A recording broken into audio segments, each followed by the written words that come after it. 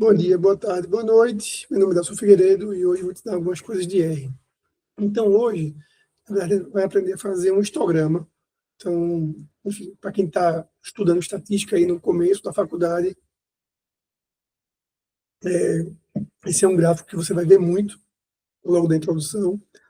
Para quem trabalha também com análise de dados em geral, é um gráfico bem famoso, porque, né, basicamente, ele vai te ajudar a entender qual é a natureza da distribuição que você está trabalhando.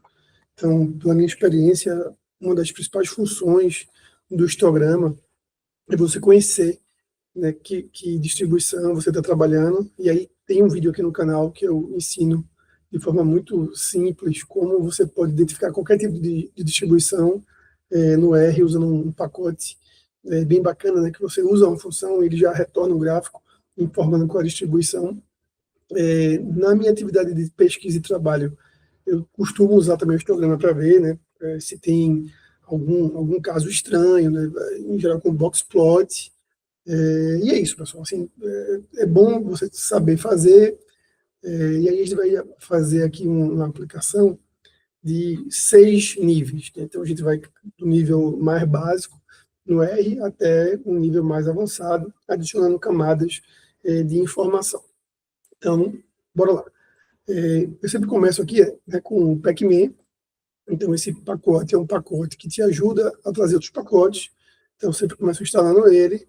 E aí, ó, nessa aplicação, a gente vai usar o ggplot, que é para fazer gráfico. Esse ggpubr, ele tem várias funções bacanas. Aqui a gente vai fazer um painel. Então, anota aí, né? Toda vez que você quiser fazer um painel de figuras, esse pacote pode ser muito útil. E o dplyr, que é para manipulação, né, de dados. Então, 3 pacotinhos, né, uma aplicação bem simples. Primeiro passo, determinar a raiz. Por quê? A gente poderia trabalhar com dados desobservados, mas, por comodidade, eu vou trabalhar com dados de simulação, né, dados simulados. Então, o primeiro passo, né, também já tem vídeo aqui no canal sobre simulação, dá uma olhada lá, é determinar a minha raiz do computador, porque é a partir dela que eu vou gerar esses números, né, aleatórios ou pseudo-aleatórios, né, que vão servir, né, para construir os meus dados sintéticos. Então, aqui eu botei 666, né, não é nada do Satanás, em homenagem, né, ao Iron Maiden, que é uma banda que eu gostava muito quando era adolescente. Vê só, então eu vou simular uma variável, né, chamada y, que vai ter distribuição normal, com 1000 casos, média zero, de padrão igual a 1. Foi. Então, veja que está como um objeto aqui. Vou usar essa função aqui, ó, como DataFrame, para transformar em DataFrame. Então, agora, na verdade, se eu olhar, eu vou ter, né, uma planilha com uma coluna e a distribuição da minha variável, né, de 1 até 1000, porque foi aquilo que eu coloquei na simulação. Essa é uma vantagem de trabalhar com simulação. Você controla todos os parâmetros. Então, se você é virginiano, olha aí uma coisa boa na sua vida. E aí, ó, para fazer o primeiro gráfico, né, que eu chamo de gráfico de nível 1, bora ver o que a gente tem aqui. Então, a minha planilha, o pipe do dplyr vai ser, ou seja, use essa planilha para fazer o seguinte: ggplot, ou seja, um gráfico em que eu vou ter, como é um histograma, né, então eu só vou ter a distribuição, né, da minha variável de interesse no eixo x.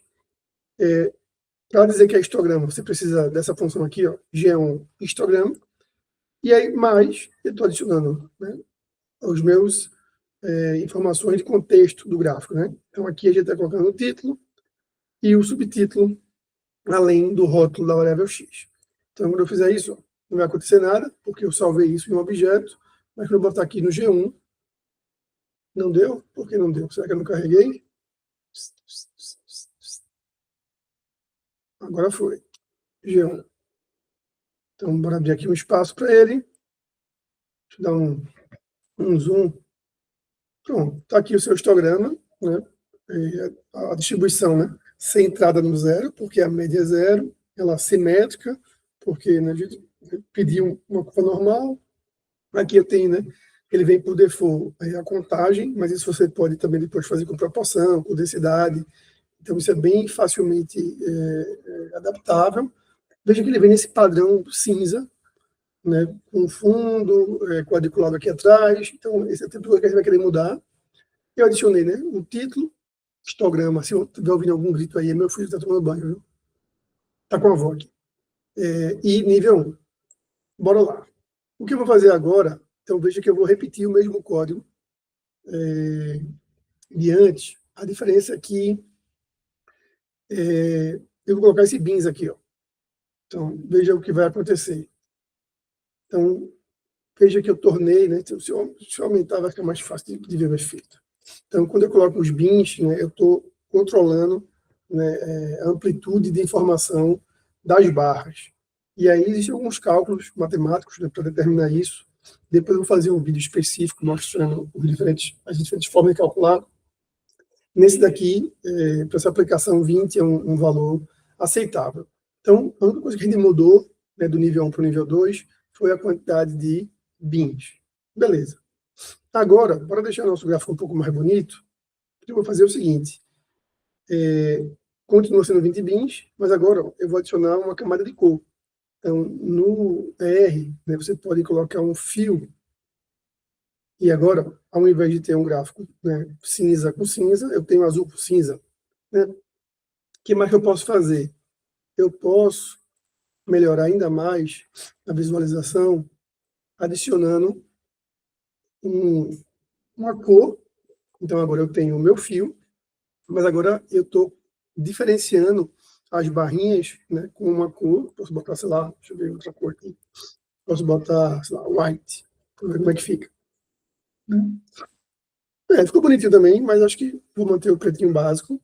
E adicionei aqui também ó, uma outra função chamada alfa, que é de transparência. Então, isso você pode variar esse alfa, quanto mais baixo, né, mais transparente, quanto maior, mais sólido a cor, né, meio, eu acho que fica aqui, né, fica bonitinho, a visualização, né, um gráfico bem bacana. O que mais, professor, que a gente pode melhorar? Pô, então, eu já tenho meu fio, já tenho meu black, já tenho meu alfa. Olha o que eu vou adicionar aqui, ó, essa camada de código. Um G1 V-Line. Então, R, dentro do ggplot, ele tem essa possibilidade. Então, eu posso colocar linhas de referência, tanto no eixo X quanto no eixo Y, aqui, né, no V-Line. Né, então, vê só como vai ficar essa linha. Então, vai ficar uma linha, né, vertical.